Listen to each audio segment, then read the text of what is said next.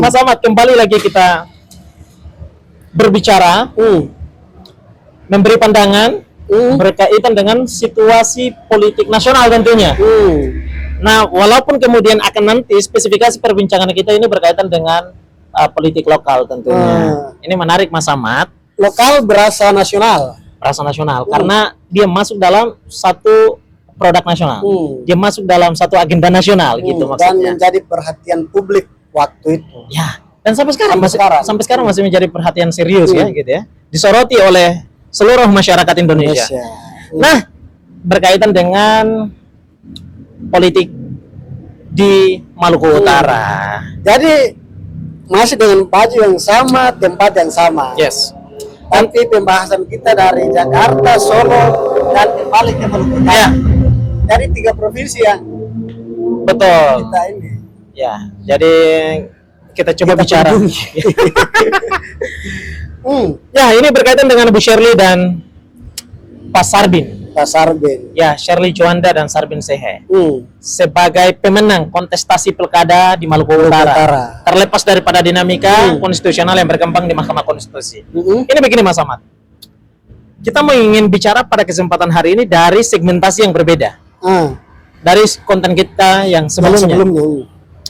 Begini, hari ini pada konten kali ini kita mau ingin bicara berkaitan dengan ya upaya rekonsiliasi dong tentunya, ya kan begitu. Rekonsiliasi antara Bu Shirley sama Ya 3 kandidat yang lainnya. yang lain. Oke. Ya ini menjadi satu tantangan terbesar yang saya kira ya mesti harus kita challenge kan gitu ya. Kita tantangkan kepada Bu Shirley dan Pak Sarbin ini. Ya. Mereka ini sudah selesai nih, proses politiknya sudah selesai, proses demokrasi secara nasionalnya sudah selesai, pesta demokrasinya sudah selesai gitu kan. 2024 sudah selesai dan hari ini kita masuk ke tahun 2025. Terlepas daripada mekanisme dan dinamika konstitusionalnya berkembang di Mahkamah Konstitusi, nah saya mau ingin bicara berkaitan dengan produk yang sudah ditetapkan oleh KPU daerah Maluku Utara, yang menetapkan Bu Shirley dan Pak Sarbin sebagai pemenang pilkada Maluku Utara. Itu begini Mas Ahmad, kan pada menjelang pilkada itu kan dinamika berkembang luar biasa dahsyat di sana.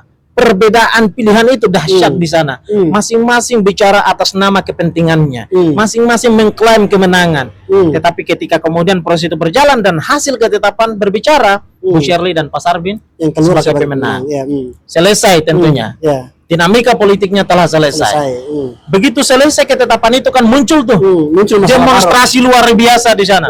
Bicara soal masalah ras dan lain seterusnya dan lain seterusnya. Saya kira itu adalah dinamikanya juga cukup besar. Ya, saya kira ini lambat laun juga bakalan selesai gitu. Nah, sekarang lama sih kalau nggak ada ini. Ya, lambat laun kan juga bakalan selesai gitu. Ini adalah bicara tentang dinamika saja gitu. Dinamika itu mau berapa lama sih akan bertahan gitu kan? Semuanya bakalan selesai seiring berjalannya waktu gitu. Nah, sebentar lagi akan diputuskan oleh Mahkamah Konstitusi gitu. Tanggal 4 kalau nggak salah. 45 ya. Ya itu putusan informasi putusan dismisal kan? Nah, gitu. Tapi kita belum mengetahui apakah kemudian Maluku Utara masuk dalam putusan dismisal ataukah tidak. Ataukah justru kemudian dia akan tetap berlanjut hingga sampai dengan ketetapan jadwal yang sudah ditentukan oleh Mahkamah Konstitusi. Jadinya sidang-sidangnya akan tetap berlanjut. Tapi jika dia masuk dalam putusan dismisal dan diputuskan di tengah jalan, artinya kan sudah selesai. Ketetapan KPU ini akan tetap berjalan. Bu Shirley dan Sarbin tetap keluar sebagai pemenang dan akan mengikuti jadwal pelantikan gitu ya. Gitu. Tapi begini, Mas Ahmad. Kita mau ingin bicara dari segmentasi rekonsiliasi misalnya. Ya. Ini menjadi satu tantangan tersendiri bagi Bu Shirley dan Pak Sarbin. Walaupun sebetulnya lewat juru bicara mereka sudah mengatakan bahwa Bu Shirley akan berlaku inklusif gitu misalnya. Terbuka untuk seluruh masyarakat tanpa terkecuali perbedaan-perbedaan politik tadi misalnya ya untuk bersama-sama membangun Maluku Utara sepanjang 1 periode atau 5 tahun mendatang. Tentu ini menjadi satu tantangan yang menarik Mas Ahmad. Saya kira ini satu hal yang mesti harus disampaikan secara tegas oleh Bu Shirley tentunya dan Pak Sarbin. Tapi yang baru disampaikan ini juru bicaranya, ya. Bu Shirley belum. Ya. Dan ini masih di tengah kemudian dinamika politik itu berlangsung gitu. Ya, kita mengharapkan gitu ya, ada satu ketegasan statement dari Bu Shirley dan Pak Sarbin sebagai pemenang nih. Karena mereka inilah yang akan nantinya otoritas paling tertinggi di Maluku Utara itu ada pada kebijakan mereka, kan begitu. Nah, oleh sebabnya gitu, kita mintakan ketegasan dari mereka. Apakah mereka ini akan bersikap betul, inklusif, terbuka, gitu ya, mau merangkul semua perbedaan yang ada untuk membangun Maluku Utara jauh lebih baik lagi ke depannya, atau justru sebaliknya, tetap membiarkan perbedaan itu tumbuh, ya kan? Dan kemudian ya mereka dengan ya orang-orang yang kemudian itu tadi kelompoknya saja gitu. Nah, jadi ini menjadi tantangan tersendiri saya kira. Apakah kemudian Bu Shirley mau ingin melibatkan perbedaan-perbedaan ini di dalam sistemnya ataukah justru tidak? Dan menurut saya sih begini Mas Ahmad. Ya, Maluku Utara ini kan banyak sekali Pak persoalan-persoalan mendasar di sana. Pak. Ekonomi tentunya. Kesehatan, pendidikan. Yang paling lagi ini adalah menyangkut masalah lingkungan dan pertambangan, Bos. Ya kan?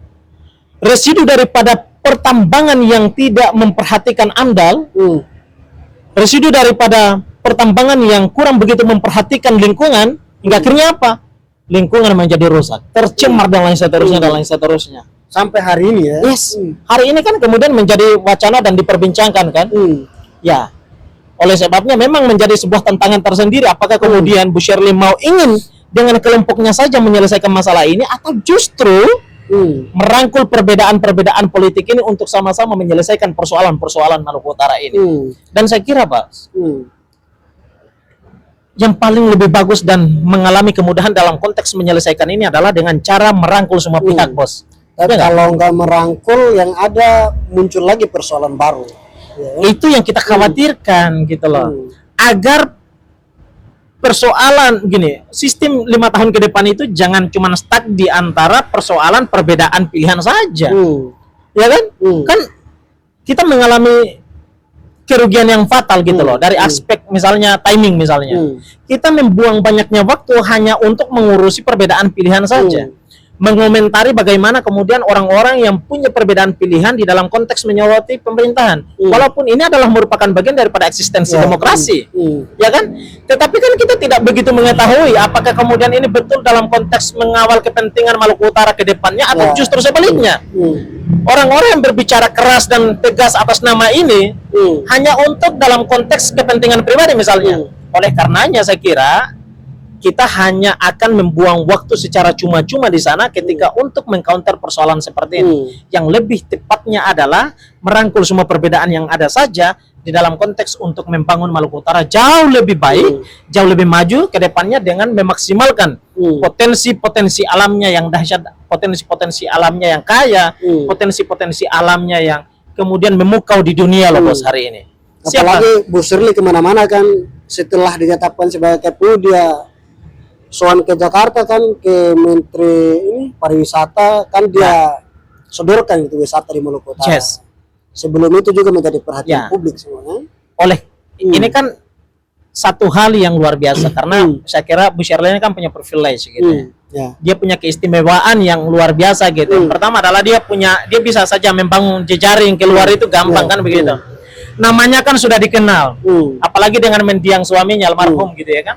Mereka ini kan sudah dikenal oleh siapa saja melalui misalnya pembangunan di Morotai misalnya, kan dengan eksplorasi gitu, wisata bahari di Morotai itu kemudian kan menjadi satu privilege di situ, bahwa dia mampu bisa masuk kepada siapa saja di situ, apalagi sekelas menteri pariwisata kan gitu, orang sudah mengenal itu, apalagi misalnya potensi wisata bahari misalnya di Maluku Utara yang luar biasa ini kan luar biasa, kan pasti akan mengalami perhatian atensi serius dari pemerintah pusat gitu loh, karena ini berkaitan dengan kekayaan alam negara Bos. Ya kan, siapa sih yang nggak mau? Misalnya pada kasus-kasus yang lalu misalnya gugusan Pulau Widi misalnya, gugusan Pulau Widi itu kan menjadi menarik, itu dipublikasikan loh oleh Washington di salah satu media kan, medianya Amerika Serikat itu. Itu kan dahsyat Pak. Artinya Maluku Utara tidak hanya saja menjadi perhatian Indonesia secara nasional, tetapi juga mendapatkan atensi dari negara-negara besar selayaknya Amerika Serikat. Nah, sebabnya potensi alam besar ini yang kaya ini itu tidak hanya saja mengandalkan kelompok yang sesama itu saja, tetapi perbedaan-perbedaan itu juga mesti harus dirangkul. Nah, makanya saya bilang ini menjadi tantangan tersendiri bagi Bu Shirley. Apakah Bu Shirley mau ingin merangkul semuanya untuk membangun Maluku Utara jauh lebih maju ke depannya, atau justru kemudian tetap bertahan kepada kelompok politiknya ini saja nih? Dan saya kira kita akan membuang banyaknya waktu ketika cuman bicara terkait dengan ini kelompok saya karena kemarin mereka memilih saya misalnya. Nah, itu saya kira ini jangan dipakai di dalam konteks menjalankan kekuasaan selama 5 tahun ke depan gitu. Tapi gini, kalau Bu Shirley membuka pintu buat ketiga kandidat ini, apakah ketiga kandidat itu menerima atau tidak? Dan kemungkinan cara rekonsiliasi seperti apa yang mereka ini tawarkan, kan? Contoh seperti kalau di tingkat nasional yang zamannya Pak Prabowo sama Pak Jokowi. Yang mana Pak Prabowo dapat jabatan sebagai Menhan. Nah, kalau di daerah 3 kandidat nih, ya, di Maluku Utara, apakah ditawari jabatan atau bagaimana kira-kira? Ya, saya kira tuh begini, intinya itu kan banyak, ada win-win solusi itu kan banyak. Tetapi begini, jangan sampai dari win-win solusi politik ini itu justru lebih cenderung menguntungkan sepihak, lalu mengabaikan kepentingan umum masyarakat yang jauh lebih banyak gitu kan begitu. Intinya tuh begini, sederhana sekali gitu loh. Ya, tentu di dalam konteks rekonsiliasi itu atas nama kepentingan Maluku Utara, kepentingan masyarakat Maluku Utara. Dan saya kira ketika kemudian setiap pihaknya itu memiliki atensi dan setiap pihaknya memiliki hati niat yang baik untuk membangun Maluku Utara, kenapa mesti harus menolak? Tentu mereka bakalan menerima atas nama pembangunan Maluku Utara yang jauh lebih maju ke depannya. Saya kira di situ jika mereka punya niat yang baik untuk sama-sama membangun Maluku Utara, ya, maka tentu mereka akan menerima itu sebagai bagian daripada ketulusan hati, ya kan? Determinasinya untuk membangun Maluku Utara jauh lebih maju ke depannya. Apalagi mereka ini kan putra daerah semua. Jadi dalam konteks untuk merekonsiliasikan itu terlepas, harus lepaskan dulu apakah mereka mau atau tidak. Lepaskan dulu, tetapi maju dulu ke sana. Hasilnya seperti apa itu adalah merupakan bagian daripada hasil akhir misalnya, kan. Yang paling terpenting adalah apakah kemudian kita membuka ruang itu atau tidak tuh. Pertanyaan sederhananya itu di situ. Karena saya kira orang mau bergabung atau tidak itu kan tergantung ada aksesnya enggak. Ya, pertanyaannya ini Bu Shirley sama Pak Sarbe. Mereka berdua ikhlas untuk membuka ruang atau enggak? Itu poin terpenting tuh. Ini kan yang kita baru saksikan kan adalah pernyataan dari jubirnya orang-orang bawah. Nah, yang menantang itu kan apakah keduanya ini mau secara tegas menyampaikan kepada publik kami siap membuka ruang kepada siapa saja yang mau bergabung, kita sama-sama secara bersama menggandengkan tangan sebagai bagian daripada satu kesatuan untuk membangun Maluku Utara jauh lebih maju ke depannya. Satu langkah ke depan. Jangan satu langkah dong. Kalau bisa berlangkah-langkah ke depan gitu loh. Melewati Maluku dong. Kemajuannya harus dong. Kemajuannya mesti harus melewati kota-kota yang ada. Kenapa? Karena Maluku Utara punya privilege. Maluku Utara punya kekayaan yang luar biasa yang mampu didorong maju jauh lebih daripada provinsi-provinsi yang kurang begitu memiliki sama dengan Maluku Utara. Nah, begitu saya kira. Tantangan terbesarnya adalah mau tidak kan begitu. Itu aja dulu tuh. Nah, jadi itu seperti itu saya kira. Baik. Ya. Gimana rekan-rekan sekalian pandangannya berkaitan dengan permasalahan ini? Saya kira kami lebih cenderung mendorong agar akses untuk merangkul semua pihak itu dibuka. Karena Maluku Utara, kemajuan Maluku Utara besok, ekonomi Maluku Utara, optimalisasi pertambangan Maluku Utara, lingkungan Maluku Utara, semuanya dilindungi, semuanya maju, itu tergantung daripada pimpinan dan tergantung daripada bagaimana cara kita mengatasi persoalan ini ke depannya. Teman-teman sekalian, tuangkan pendapat rekan-rekan sekalian di kolom komentar. Terima kasih banyak. Assalamualaikum warahmatullahi wabarakatuh.